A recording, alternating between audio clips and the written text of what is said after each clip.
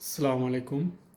জুমা মুবারক। সবাই কেমন আছেন এবং সবাইকে পবিত্র মাহে রমজানের শুভেচ্ছা, রামাদান মুবারক। আজকের জুমার দিনে আমি আমাদের বাঙালি ভাইদের কিছু কাজ কর্ম দেখে নিজেকে লজ্জিত মনে হলো। জিনিসটা হচ্ছে যে নামাজ শেষে আপনারা জানেন যে আরব দেশের প্রতিটি মসজিদে পানি এবং খেজুর রাখে, যাতে যেন মুসল্লিরা পানি পান করতে পারেন, এবং খেজুর মিষ্টি মুখের জন্য খেজুর রাখে। তো নামাজ শেষে আমাদের কয়েকজন বাঙালি ভাই দেখি পানি তো দুইটা নিচে খেজুর কিন্তু 2-3 জায়গায় রাখা ছিল, পুরো ডাব্বা নিয়ে নিছি।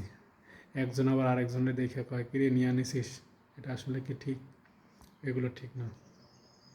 এবং যখনই শেষ খেজুরের ডাব্বাটা নিয়েছে তখন এই দেশের মানুষ একজন দেখে আস্তাগফিরুল্লাহ বলে, দেখে মুখটা ফিরে নিয়ে আস্তাগফিরুল্লাহ বলে। আমি কিন্তু তার সঙ্গে ছিলাম। আসলে এতে করে আমাদের দেশের মান সম্মান নষ্ট হয় কিছু কিছু মানুষের কারণে।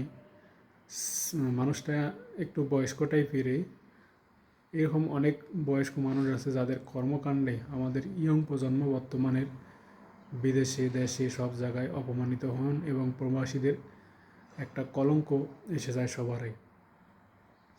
এটা দেখে আরও অনেক মানুষ দেখেছেন, তারা কি মনে করে যে সবাই এরকম, সব বাঙালি এরকম, বাঙালিরা সবাই এরকম। এতে করে বাঙালিদের বদনাম হয়, এবং অন্যান্য দেশের, বিশেষ করে পাকিস্তান, ইন্ডিয়ান, এদেশের মানুষগুলো দেখেও কিন্তু এগুলো বলে।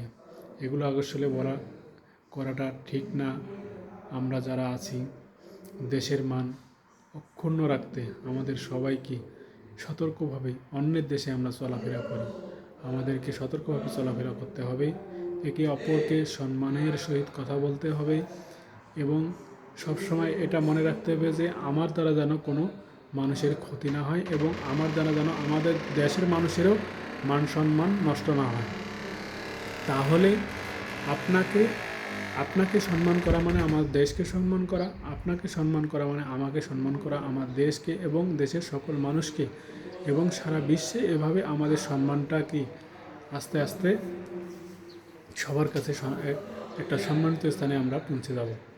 তাই বলছি, আপনারা যারা আছেন এই সমস্ত কর্মকাণ্ড করেন, অবশ্যই দেশের কথা চিন্তা করে, সমাজের কথা চিন্তা করে, নিজের বিবেকটা খাটিয়ে এ সমস্ত কাজ করবেন না।